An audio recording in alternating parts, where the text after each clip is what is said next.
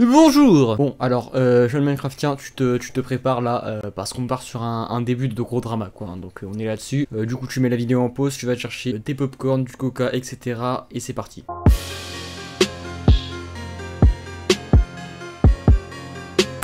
Pour ceux qui ne connaissent pas Octonia, il s'agit d'un serveur modé, d'ailleurs pas super intéressant mais ça reste que mon avis personnel, qui recrute des youtubeurs qui font passer pour fondateurs du serveur pour gagner des joueurs. Jusque là rien d'anormal, mais ce qui nous intéresse c'est pas la quantité de joueurs ni les youtubeurs mais plutôt les admins, développeurs et fondateurs du serveur. Je vais pas vous faire tout un résumé sur leur histoire parce que déjà j'ai la flemme et puis en plus c'est long et inintéressant, mais juste pour que vous visualisiez un peu leur admin, salut Soti hein, mon amour, c'est ceux qui avaient aidé à créer Wasteland HCF, le serveur de NRCS envers lequel j'ai prouvé évidemment beaucoup d'amour.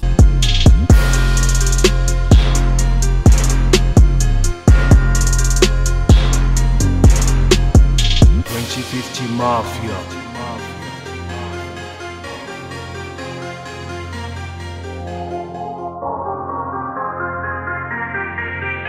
Donc bonjour, c'est NRCS.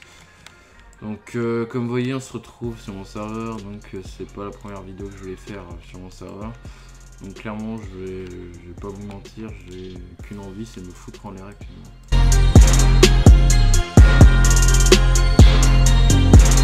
Bref, on entre dans le vif du sujet. El Famoso Drama a commencé quand les admins d'Octonia se sont amusés à donner un plugin contenant plusieurs backdoors à un staff de StrafeMC qui était peu expérimenté dans le domaine du développement et qui a donc installé le plugin sur le serveur. Et donc suite logique, hein, forcément, grâce à ce fameux plugin, ils ont pu se créer les accès FTP, donc télécharger l'intégralité du serveur pour le mettre sur le leur. Et ça c'est vérifiable d'ailleurs, vous avez qu'à vous connecter aux practices d'Octonia, ça écrit StrafeMC de partout car cette bande de mongols, ils ont même pas réussi à faire fonctionner les plugins sans le spigot de StrafeMC. Ah, un programme malveillant a été détecté. Launcher. Mais serait-ce non, serait-ce non, c'est pas malveillant, attends, je vois pas de quoi tu veux parler. Du coup, une fois que tout le staff de StrafeMC, moi y compris, a été mis au courant de ce fâcheux événement, on a décidé, à l'aide de Léo Melki, que l'on remercie énormément pour ce que je vais vous expliquer par la suite, de faire quelques recherches sur Octonia, et ça a pas raté. 2 jours plus tard et après quelques petites manipulations, on découvre que ce fameux serveur, qui plaît tant aux jeunes Minecraftiens, met des putains de rats dans leur launcher. Intéressant hein. Oh, ok, ça va un petit peu vite, je vais vous expliquer tout cela étape par étape, je suis gentil. En regardant le code de leur client de jeu, on a pu constater que cette IP apparaissait très souvent, c'était vraiment bizarre. Donc après un bruit de force des fichiers hébergés sur ce serveur web, qu'est-ce qu'on a trouvé? Alors, ce fichier c'est quoi? Bon, bah rien de méchant, hein, il s'agit simplement d'un virus qui peut être installé sur le PC de n'importe quelle personne qui a téléchargé le launcher Octonia et qui leur donne un accès total à votre PC. Il crée également une valeur dans le run de votre Regedit pour pouvoir être lancé à chaque démarrage de votre ordinateur. D'ailleurs, juste après cette vidéo, j'en ferai une autre pour vous apprendre à voir si vous avez ce virus et à le supprimer. Bref, un virus extrêmement sympathique qui peut accéder à votre invite de commande, à vos téléchargements, vous faire télécharger des programmes et les exécuter, envoyer une liste de tous les fichiers de votre ordinateur à un serveur, et plein d'autres balivernes tout aussi intéressantes. Maintenant la vraie question c'est qu'est-ce qui nous prouve que ce virus est bien lié à Octonia et est bien utilisé par les admins? Vous allez voir, c'est très simple. Comme on l'a vu précédemment, cette IP elle renvoie sur un domaine qui s'appelle testhéberge.com, donc on a juste à lancer le client Octonia et à rechercher ce lien dans le process hacker.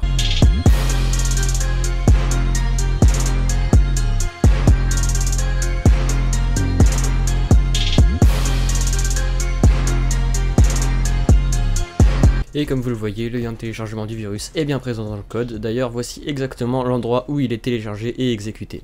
Mais c'est pas tout, grâce encore une fois à un logiciel qui a été développé par Léo Melki, on va pouvoir analyser tous les strings qui sont présents dans le code et donc vous allez voir qu'il n'y a pas du tout que ça. Ok, donc là je vous prends en direct, on est sur du coup le result.txt, donc on a une liste de tous les strings qui sont dans leur client Minecraft. Alors on va commencer simplement donc par le test-héberge, donc bah, ça de toute façon vous l'avez vu juste au-dessus, hein, j'ai pas trop besoin de vous le remontrer, mais le truc qui est super intéressant ça va être ça, voilà. Donc en fait, ce qui se passe c'est que quand on reçoit un message comme ça, voilà, par exemple si Anomaly fait /msg à nous récup disque, et ben en fait le message ne s'affichera pas dans le chat, c'est pour ça qu'il est là, il est là pour ne pas s'afficher dans le chat. Donc bon là système 32, on se demande qu'est-ce que ça fait là, un start, cm, appdata, pourquoi pas, hein, tiens.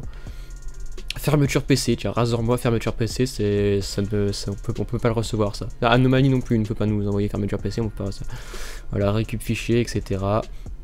El Famoso Launcher.jar, ça vous l'avez vu juste avant. Donc on peut pas recevoir, enfin ça c'est pas qu'on peut pas recevoir, ça, vérification PC, donc ça c'est plus ou moins legit, enfin voilà, mais bref. Donc il y a tout ça, demande MAC adresse, voilà, et ensuite /msg anomalie, voici l'adresse MAC2. Et donc ça c'est vous, en fait ça vous le fait vous-même envoyer à Anomalie, grâce à, enfin avec, en fait vous lui envoyez en /msg mais vous le voyez pas, c'est ça qui est assez exceptionnel. Voilà voilà. Et donc aussi l'autre truc qui est assez intéressant, on s'est trompé de fichier, je mettrai du flou, c'est pas grave, c'est le fameux mineur, mineur.exe. Voilà, donc il y a tout simplement un mineur de bitcoins à l'intérieur de leur code, voilà, hein, c'est juste ça. C'est-à-dire que là, donc user.home, donc il prend votre ça c'est votre, putain, j'arrive jamais à trouver votre bureau, voilà. En gros, il vous le met sur votre bureau, je crois que non, c'est pas ça le user home, hein. Je sais plus exactement, mais en gros il le fout sur votre PC, c'est ça le principe. Salut la souris, on renvoie macabre ça, on avait bien compris que c'était des PD, hein, java-jar, allez bien sûr. Voici le nom plus, c'est vrai, fils de pute. Voilà, les mineurs.exe, voilà, donc c'est un mineur de bitcoins, tout simplement, voilà, un super lien de download, hein, voilà, donc qui vous fait exécuter un mineur.exe, tu réalises tes processus, voilà, etc., etc. Donc ouais, sympathique, vraiment, voilà, il n'y a pas qu'un virus, hein, ça c'est tout ce qui est dans le client, hein, ça c'est tout ce qu'ils peuvent faire en plus de vous envoyer un virus, ouais. Donc en sachant, ce qu'il faut savoir c'est que à partir du moment où vous êtes connecté sur leur serveur, ils peuvent faire tout ça à votre PC, voilà. Mais vu qu'encore une fois ils sont pas super futés, ça a pas été très compliqué de trouver un accès au FTP qui reçoit des fichiers, et comme vous le voyez, il y a des fichiers qui pour certains ont été créés récemment, excusez-moi pour le bruit du bébé qui pleure, qui contiennent la liste des fichiers de certains joueurs, puis également la liste des processus lancés sur leur PC.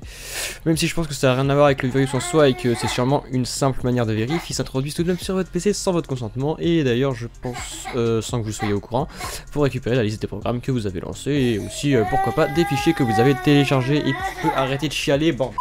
Encore une fois, merci beaucoup à Léo Melki qui nous a énormément aidé à trouver tout ça, quoi. Que ce soit au niveau du client, de tous les accès qu'il pouvait y avoir dans le plugin de Brute Force, ou de, justement pour trouver le virus sur leur site web, hein, finalement. Et voilà, je crois que c'est tout. Je vous fais plein de bisous, à bientôt.